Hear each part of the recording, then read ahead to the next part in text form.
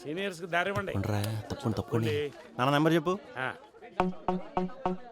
324 ఉంది తర్వాత 405 ఉంది తర్వాత 107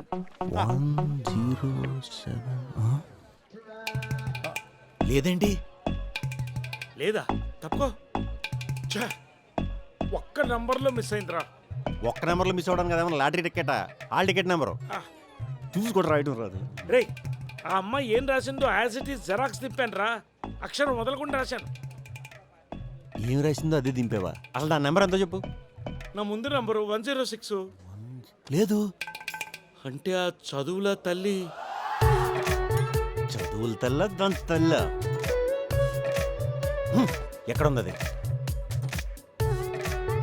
నాన్నగారు ఫస్ట్ క్లాస్ ఏంటి 93%. ఆ 7% ఎందుకు తగ్గిందో తెలియట్లేదు నాన్నగారు. పేపర్ రివాల్యూషన్ పెడతా. ఒక 20,000 పంపించండి నాన్నగారు.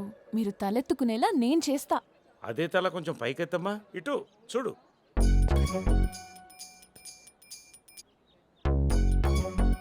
చూడు. ఏంటే నువ్వు క్లాస్ ఫస్టా? రోజు క్లాస్లో అందరికన్నా ఫస్ట్ నేనే వస్తుంటా. క్లాస్ ఫస్టేగా. నీ మట్టి మొహం దానా. అసలు నీకు చదువు రానప్పుడు రాదని చెప్పాలి కానీ పేపర్ చూపిస్తానని పెద్ద బిల్డప్ ఎందుకు ఇచ్చావు? అంటే ఇప్పటి వరకు నేనందరినీ చూపించమని అడగటమే తప్ప నన్ను చూపించమని ఎవరు అడగలేదు. ఫస్ట్ టైం నన్ను అలా అడిగేసరికి చాలా ఎక్సైటింగ్ గా ఫీల్ అయ్యా. పెద్ద పరిచయ ప్రదర్శనలాగా పేజీలు రాసించావు కదా. ఏంటవి? ఏంటది? సాంగ్స్. అది నేను పాప్ సాంగ్స్ విన్నాను కదా, అందుకని సబ్జెక్ట్ అనుకుని రాసేసాను కదా. ఏయ్ తింగరదానా, నీ వల్ల మా నాన్నకు 1 ఇయర్ పోయింది. ఇంకో 10 ఏళ్ళు ఆగితే ఆయనే పోతాడు. ఒక 1 ఇయర్ పోతే ఏంటంట? ఏంటాను? నేను చూపించకపోతే మీ నాన్న డిస్టింక్షన్ లో పాస్ అయిపోతాడా? మీ తాత ఆస్తి మీద ఆశలు వదులుకో. నా ఫ్యూచర్ డిసైడ్ చేయడానికి నువ్వెవరివే? చూడు, నాతో సలహా. మీ నాన్నని చదివించడం కంటే ఆ డబ్బులతో LIC తీసుకో. ఈయన పోయాక 20 లక్షలైనా వస్తాయి. ఓకే? నాన్న ఈసారి పక్కా పాస్ అవుతాను రా.